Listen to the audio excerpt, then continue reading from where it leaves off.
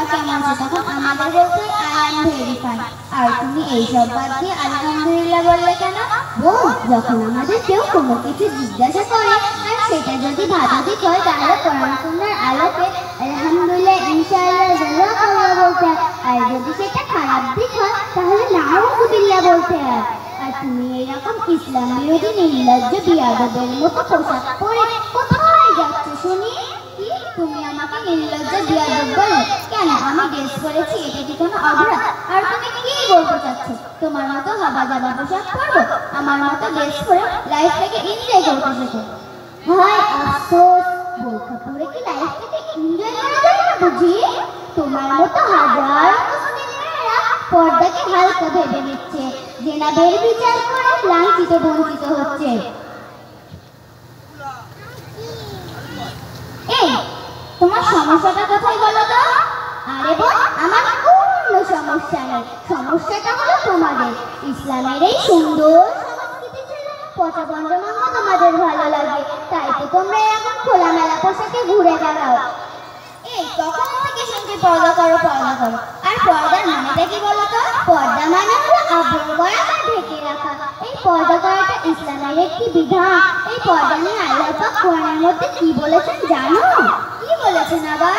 আল্লাহ পাক কোরআনের মধ্যে বলেছেন, সূরা আল-কাহফের শুরুর দিকে বলেছেন, হে নারীরা, তোমরা তোমাদের ঘরে অবস্থান করো।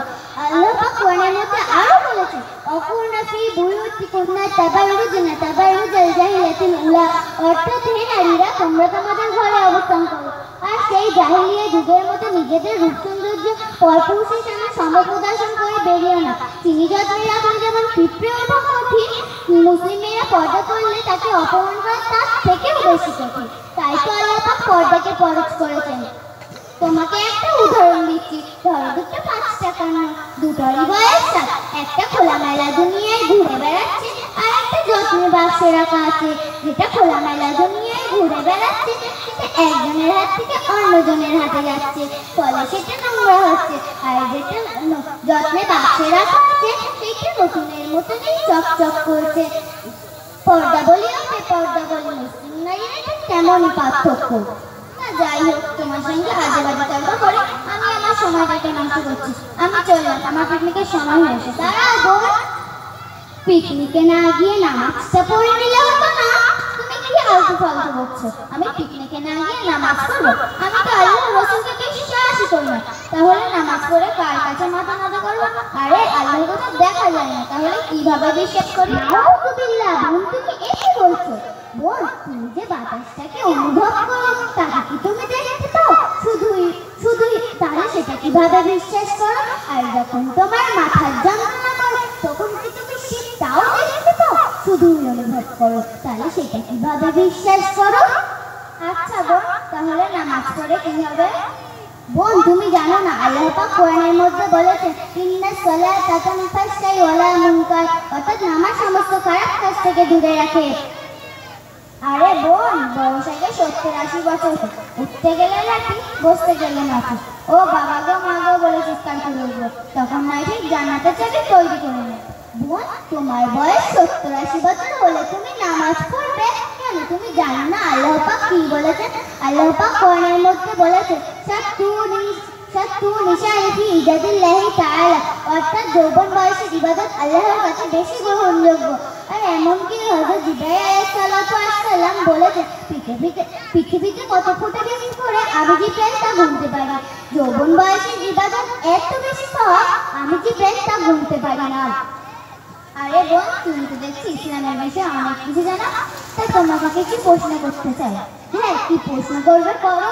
আল্লাহ পাক কি কিয়ামতের দিন ছায়া দেবে? হ্যাঁ অবশ্যই। কাদেরকে ছায়া দেবে? আল্লাহ পাক কিয়ামতের দিন 7 শ্রেণীর ব্যক্তিদের ছায়া দেবেন। এক, যারা ন্যায় বিচার করে। দুই, যে যুবক বা যুবতী তার যৌবনকালটা আল্লাহর ইবাদত করতে করতে কাটিয়ে দিয়েছে। তিন, যে ব্যক্তি হৃদয়টা মসজিদে ঝুলানো থাকে, অর্থাৎ তার সবসময় মসজিদের মধ্যে থাকতে মন চায়। চার, যে ব্যক্তি আল্লাহর ভয়ে পরস্পরকে ভালোবাসে। পাঁচ, যে ব্যক্তি প্রেম ভালোবাসার জন্য অহংকার করে কিন্তু সে প্রত্যাখ্যান করে যে আল্লাহকে ভয় করে। ছয়, যে ব্যক্তি গোপনে দান করে। সাত, যে ব্যক্তি গোপনে বা নির্জনে জিকির করে। বোন, তুমি এত কিছু জানার পরে তোমার নামাজ পড়তে ইচ্ছা করছে না? কে বলেছে নামাজ পড়তে ইচ্ছা করছে না? আমি না হয় নামাজ পড়ি না, কিন্তু নামাজের বিষয়ে সব জানি। তাহলে বলো তো নামাজ কয় ওয়াক্ত? নামাজ 5 ওয়াক্ত। বোন, ফজরের নামাজ কয় রাকাত? এটা তো আমি তুলি মেরে বলে দিতে পারবো। ফজরের নামাজ 6 রাকাত। ও, বুঝলাম। বোন, তুমি সানাটা বলো তো। এই, তুমি কি আমাকে পাগল ভাবছো? আমাকে দেখে কি মিষ্টির দোকানের ময়রা মনে হচ্ছে যে ছানা কিভাবে বানানো হয় এটা বলবো? আরে আমি মিষ্টির দোকানের ময়রা না, যে ছানা কিভাবে বানানো হয় এটা বলবো। আরে দেখো, তুমি আমার ফোনটা 2 দিনের জন্য ধারণা এটা গিয়ে সার্চ করো, ছানা কিভাবে বানানো হয় দিয়ে দেবে। আর সেটাও যদি না পারো, আমি টাকা দিচ্ছি, দোকানে গিয়ে কিনে খেয়ে নাও। আর ছানা বানানো শিখতে হবে না। বোন, আমি তোমাকে সেই ছানার কথা বলছি না। কেন, ছানা কি আবার 2 রকমের হয়? তুমি বলছো খাওয়ার ছানার কথা, আর আমি বলছি নামাজে পড়া ছানার কথা। ও, প্রথম একটু বলে দাও, আমি বলছি। সুবহানাকা আল্লাহুম্মা। থাক, আর বলতে হবে না, এই গরমে মাথাটা গরম হয়ে গিয়েছে। দাঁড়া বলছি। সুবহানাকা আল্লাহুম্মা, সানা আল্লাহ, মাঝখানের কিছু হবে না, আমি আর জানি না। বোন, তোমার হয়নি, আমি বলছি, শোনা বলো। সুবহানাকা আল্লাহুম্মা ওয়া বিহামদিকা ওয়া তাবারাকা ইসমুকা ওয়া তাআলা জাদ্দুকা ওয়া লা ইলাহা গায়রুক। আরে বোন, আমি তো ইসলামের সম্পর্কে কিছুই জানি না। তাহলে আমাকে ইসলামের পথে আসতে হলে কি কি করতে হবে? তোমাকে ইসলামের পথে আসতে হলে তোমাকে প্রথমে তওবা পড়তে হবে, তারপর কোনো মক্তবে ভর্তি হতে হবে। আরে বোন, তাহলে আমি যদি নামাজ পড়ি তাহলে আল্লাহর কাছে কোন দিকে ফিরে নামাজ পড়বো? বোন, তুমি জানো আল্লাহ পাক কোরআনের মধ্যে বলেছেন, ফাওয়াল্লি ওয়াজহাকা শাতরাল মসজিদিল হারাম, অর্থাৎ মসজিদে হারাম তথা কিবলার দিকে ফিরে নামাজ আদায় কর। তারপর আমাদের প্রিয় নবী হযরত মুহাম্মদ মুস্তাফা সাল্লাল্লাহু আলাইহি সাল্লাম হাদিস শরীফের মধ্যে বলেছেন, কুমুল লিল্লাহি কালিদিনা, অর্থাৎ তোমরা সৃষ্টির সাথে সহি শুদ্ধভাবে নামাজ আদায় করো।